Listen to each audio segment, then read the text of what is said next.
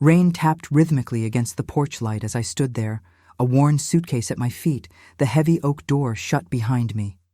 The lock slid into place, final and unforgiving, as Bianca's words echoed sharply in my mind. "You do not live here anymore. This house is mine. Go find somewhere else to haunt," I did not reply. At 67, I had learned that silence often carried more weight than the loudest protest. I straightened my shoulders, letting the rain soak into my coat, and gazed at the home my son and I had once built with care. Each beam, each stone had been chosen with thought. Now it belonged to someone who saw it only as a trophy. What Bianca did not understand was that Andrew never approached life as a simple game. He loved puzzles and built systems that looked ordinary until their brilliance revealed itself. I remembered the night he whispered, "Trust the system I built, Mom." That moment replayed in my mind as the drizzle ran down my face. My name is Evelyn Carter. For decades, I was the quiet librarian in Maple Ridge, Washington, spending my days among books, helping children find their voices, and preserving order in a gentle, predictable world. Life was simple, even modest, until Andrew arrived with dreams too big to confine to our small town. He was 12 when he first started experimenting with old computers in our basement. While other boys played baseball outside, he stacked circuits, wrote code, and asked me for extension cords. I brewed coffee to keep awake, sat beside him, labeling cables like they were library books. I did not always understand what he was building, but I understood him. His curiosity was boundless. By 20, he had launched a fledgling startup with only determination and 2 refurbished servers. I pressed his shirts while he rehearsed pitches, reminded him to eat, and invested every dollar I could spare. "Mom," he said once, "every great system starts with trust." And I trusted him completely. The morning after Andrew's funeral, the silence of our home was unbearable, not peaceful, but brittle, ready to shatter with the slightest wrong move. I sat in the living room, hands folded in my lap, staring at the armchair he had claimed for late-night reading. Sunlight danced across the oak floors we had polished together, and the faint hum of servers below reminded me of his presence. Then came the click of heels. Bianca appeared, not in mourning, but immaculate in a cream-colored suit, hair perfect, makeup sharp. Without acknowledging me, she lifted her phone and spoke crisply. "Yes, move up the timeline. Liquidate the secondary assets by quarter end." Her perfume lingered, sweet, suffocating, leaving me feeling less like a mother and more like outdated furniture awaiting disposal. That was when I realized the storm was only beginning. Bianca's ambition had taken root while my grief was still raw. The world I thought I knew, the home and legacy my son had built with care, was being claimed by someone who cared nothing for memory or meaning. But Andrew's final plan, the one he had whispered to me with quiet confidence, was only just beginning to unfold. 2 days later, I found myself sitting across from Bianca in Martin Whitaker's office, the polished mahogany and leather-bound books feeling both familiar and foreign. Martin, Andrew's trusted attorney, cleared his throat and began to read the will. The words tumbled over me like ice water. Every controlling share in Andrew's company, all investments, properties, vehicles, and accounts were left to Bianca Reed Carter. My name appeared only once, in a single sterile line. "With deepest gratitude for your guidance and love." The sharp edge of erasure cut through me. I had never cared about money. What stung was the invisible verdict. Years of devotion, of sleepless nights and personal sacrifice, reduced to a polite acknowledgement. Across the table, Bianca's lips curved faintly, triumph gleaming in her eyes. She believed herself untouchable.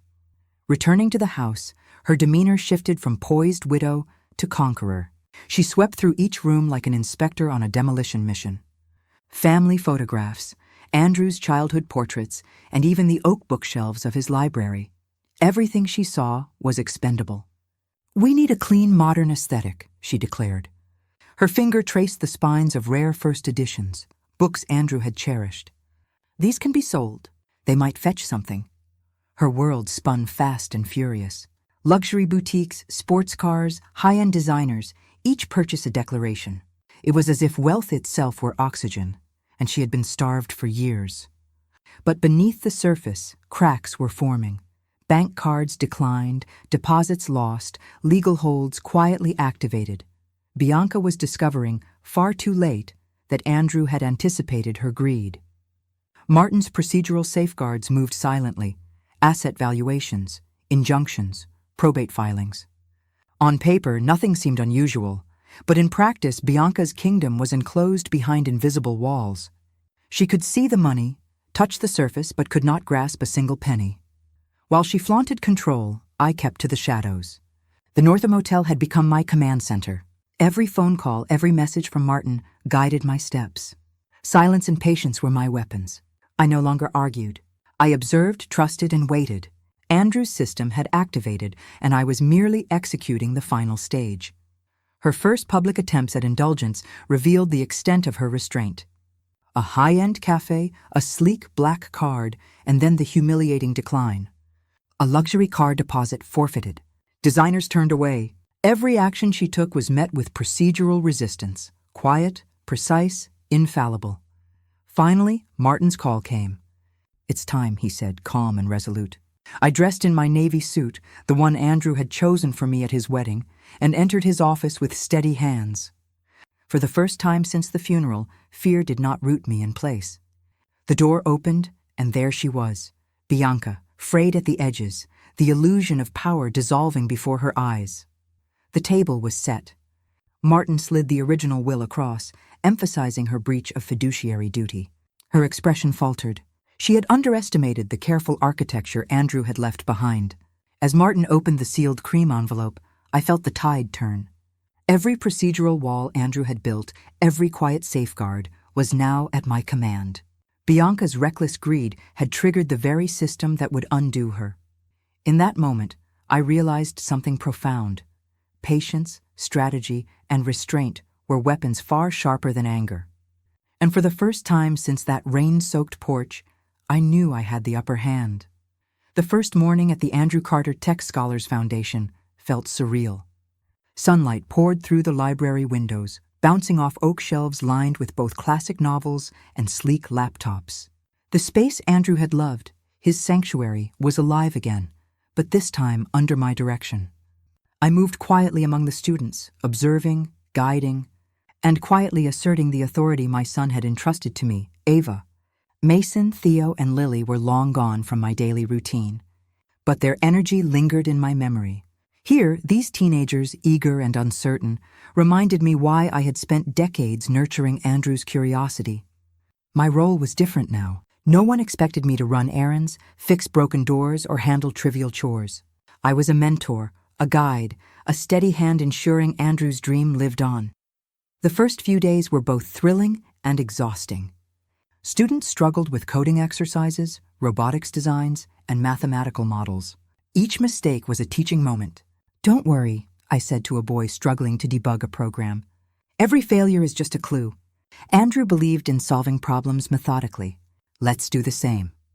Eyes brightened, shoulders relaxed, and gradually, the room hummed with focused energy. Meanwhile, Bianca's presence, or rather, her absence from responsibility, was becoming a spectacle. Martin's procedural holds were silently constraining her. Luxury orders were canceled, payments declined, and her frantic calls to designers and dealers went unanswered. I heard reports. She had lost deposits on 2 cars, a dozen handbags, and was publicly scolded by a contractor when a project deadline passed. Every attempt to assert dominance backfired, her frustration growing with each procedural barrier. I felt a quiet satisfaction, tempered by empathy. She was not suffering physically, but her illusions of control were collapsing. Greed had blinded her to the rules Andrew had built, and now she was learning consequences the hard way. In contrast, I had learned patience. I watched as the students wrestled with complex algorithms or hardware glitches, gently nudging them towards solutions.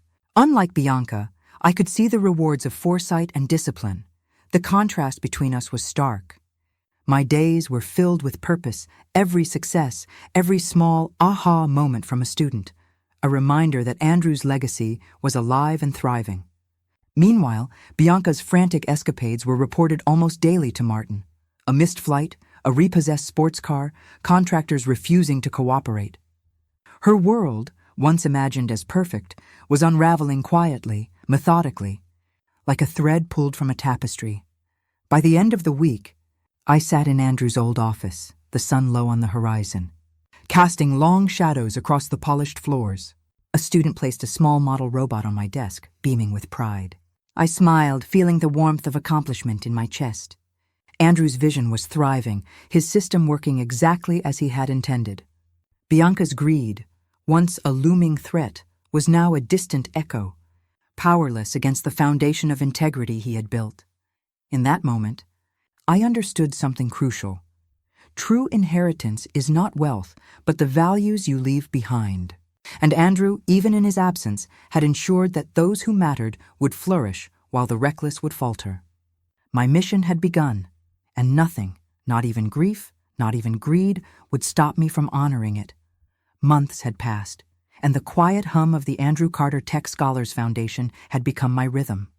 The library that Andrew once claimed as his sanctuary was now alive with laughter, curiosity, and the electric energy of young minds discovering possibility. Oak shelves gleamed under soft lighting, now holding both novels and robotics kits, whiteboards filled with equations, and laptops blinking patiently. Each day I walked the corridors, I felt the weight of grief lifting. Here, Andrew's vision was alive, and I was its guardian. The students thrived under my guidance. Maya, a shy girl with a passion for coding, built her first functioning app, her hands trembling as she pressed Enter for the final test.